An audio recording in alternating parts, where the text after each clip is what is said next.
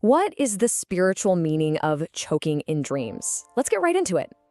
To understand this dream, you have to understand a life, and that life is Billie Holiday's. She didn't just have a nightmare about choking, she lived it.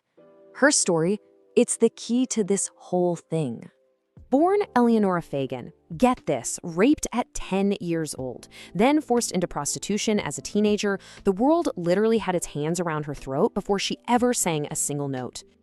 She choked on the word no, a word she could just never quite get out, because saying no was a luxury she couldn't afford. The world wanted her voice, you see, but it didn't want the rest of her, not her pain, not her truth, not her soul. And yet, she sang. She opened her mouth and sang Strange Fruit, a song so raw, so dangerous about the lynching of Black men that her own label refused to record it. With that one song, she forced America to sit in a dark room and look at what it had done. That was her refusing to choke. But the world wasn't done with her. At 44 years old, dying in a hospital, she was arrested, handcuffed to her own deathbed.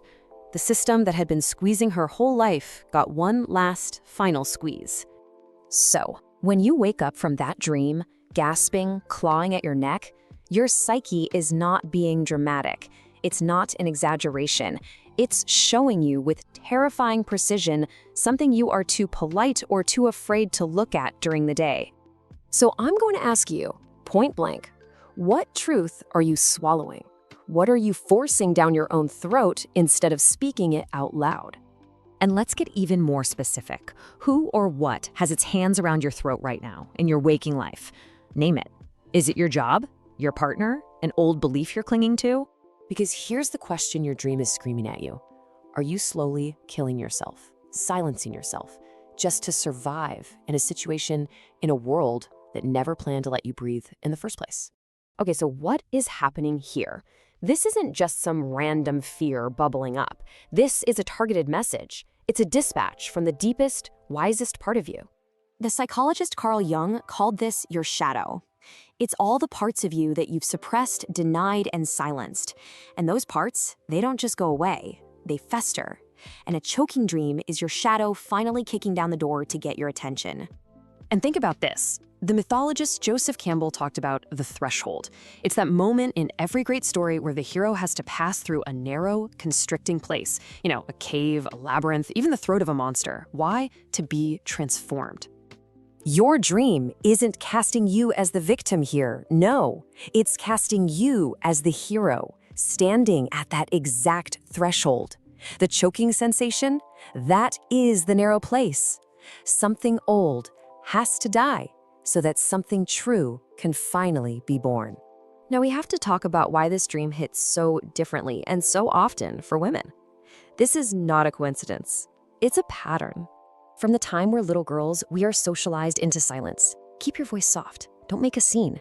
Don't take up too much space. Be nice. Be agreeable. For generations, the world has been squeezing the voice right out of us.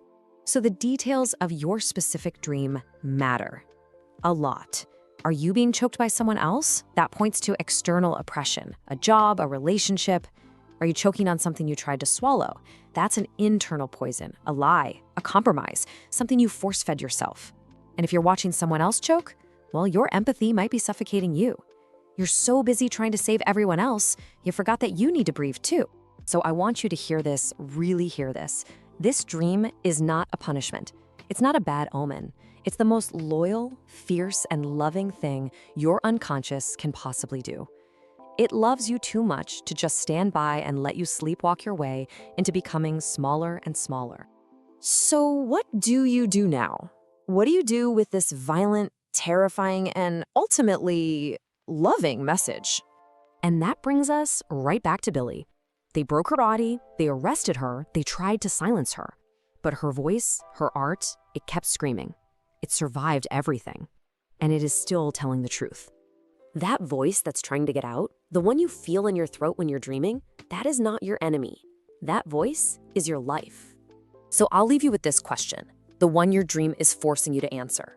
What is the part of you that keeps screaming, even after everything and everyone else has gone quiet? Listen to it. Part 2, we're diving into choking dreams and what your unconscious is desperately trying to scream at you. Your dreams are sending you a message. It is time to listen. Your unconscious, it's going to use every single image it can possibly find just to get your attention, to literally make you wake up. Let's be clear. Every single one of these dreams, they're all just variations on one single urgent theme. Your psyche is telling you, in the most gut-wrenching way it knows how, that something has to change, right now. So first, let's look outside. Let's identify the external pressures. We're talking about the people, the roles you play, the environments that are literally holding you down. Okay, so you're being choked by a stranger, but here's the thing. That stranger isn't really unknown to you. It's just unacknowledged. Yeah, it's that soul-crushing job you keep calling temporary. It's that toxic dynamic you keep making excuses for. And the action, it's simple, but it's terrifying. You have to name it, because you cannot fight what you refuse to see. Now this is often the hardest one to accept. When you're being choked by someone you love, it could be a partner, a parent, a friend, and look, it's not always malicious, but here's the absolute crucial point. You are allowed to love someone and still need them to loosen their grip. Your survival literally depends on it. Being gagged. You've been performing, right? Playing the role, being the acceptable version of yourself for so long that your real voice has been tied up and silenced. You're the one who says, I'm fine, when you are absolutely 100% not fine. It is time to take the gag off, even if it's just in one small way to start. Choking on toxic air. You know what this is. It's the toxic workplace. It's that social circle that just drains every ounce of life out of you. And listen, this isn't about running away. This is a radical, necessary act of self-preservation. You already know what needs to go. You do. And what if you're watching someone else choke?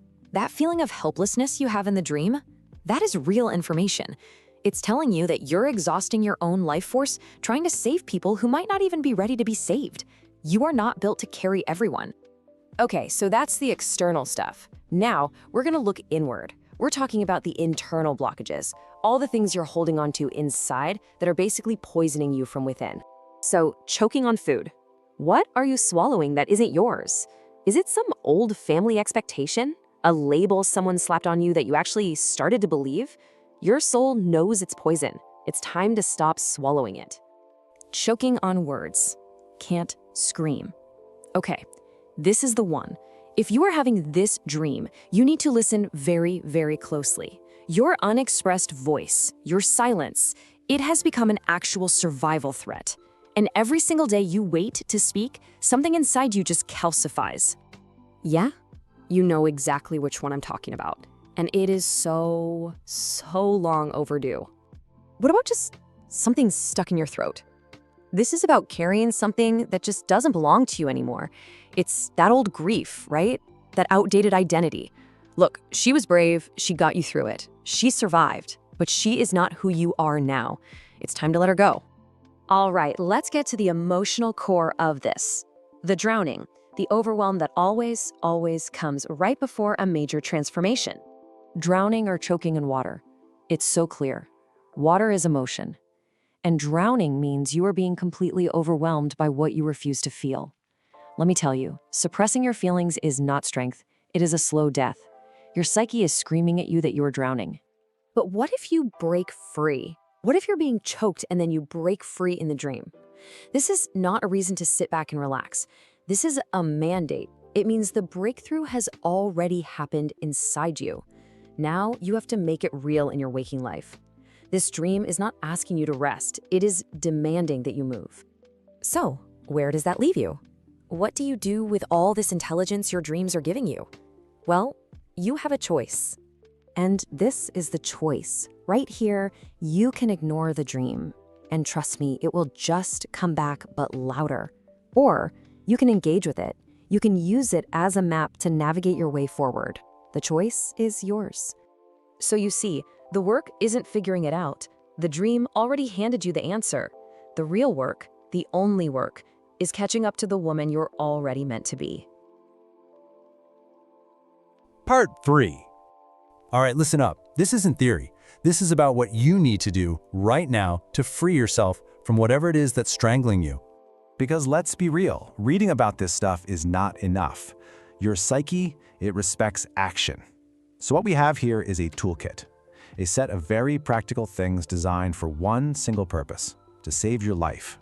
Your job is to find the ones that are yours, and then you do them. Not later, now. And make no mistake about this, that choking dream is not just some random noise your brain is making. No, it is a direct, critical warning from your unconscious. It's been trying to get through to you for months, maybe even years, and every single day you ignore this signal is just another day you choose to stay asleep in a burning house. So the big question is, how do you get out? Well, you start with internal liberation. These first tools, they're designed for one thing and one thing only: getting that swallowed, unspoken truth out of your system. And this is for you, the woman who's been taught her whole life to doubt herself, the one who feels like she needs an undeniable, rock-solid case file before she'll admit that something is deeply wrong. Well, guess what? These tools are how you build that case. So here are your first 3 actions. First up, the dream journal. For 21 straight days, you write it all down, raw, unedited. This isn't about writing pretty sentences, this is about gathering evidence. Second, the unsent letter. I want you to write down every last word you've been choking on, and then you destroy it. This is about getting the poison out of your body. And third, you identify the archetype. Give that force in your dream a name. Is it the devourer, the stranger? Naming it is the very first step to taking your power back. And this is why doing nothing is so damn dangerous. That truth you're holding on to, it's not just sitting there. It's poisoning you from the inside out. Okay, so once you start getting the truth out, the next move is physical reclamation. These tools are all about taking back your voice and your body from where trauma has stored itself. I mean, if you've been the quiet one your whole life, if you feel totally disconnected from your own body, this is for you. And listen, these are not metaphors. These are biological interventions. We've got 3 powerful ways to intervene biologically. You're going to activate your voice, literally just by making sound. You're going to regulate your entire nervous system using somatic breathwork, and you're going to reopen that critical channel for your own life force with a creative purge. And the beauty of this is that it starts so simply. We're talking 5 minutes a day. That's it. That voice activation, it's singing in your car, it's humming in the shower. It is a real physiological act of reclaiming the actual space in your own throat. And you have got to remember this. Your creative voice and your authentic voice, they are the exact same thing. When you strangle one, you strangle the other. And all that suppressed energy, it has to go somewhere. So, you've started the internal work, you're reclaiming your body. Now we turn outward. We look at the jobs, the relationships, the environments that are actively suffocating you. This is what we call the 90-day environment audit, and it is brutally simple.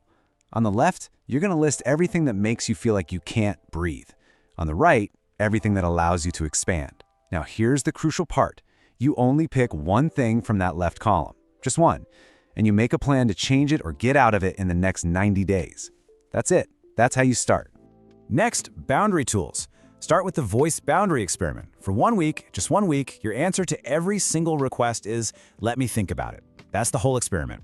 This just gives you the space to figure out if it's a real yes or no, and if it's a no, you say it. No apology, no long explanation, and finally, get support. If these dreams keep coming back, you're carrying too much to do this by yourself, and getting help isn't weakness, it's a strategy. Just let that one sink in for a second. If you cannot say no, your yes has absolutely no power. Not to anyone else, and especially not to yourself. And all of this brings us to the final practice. This is the big one, the one for every single woman with 0 exceptions. This is the ultimate commitment to your own truth. It's called the morning truth ritual. Every single day, before the world and your phone get their hands on you, you just sit for maybe 3 minutes. You don't have to act on the answer to your question. You just have to know it. This small, cumulative practice will change you more than any single dramatic act ever could, I promise. And this is why all of this matters so much. Think about it. Billie Holiday refused to be silenced. Her truth is still breathing, decades later. You have options she never had. You have these tools.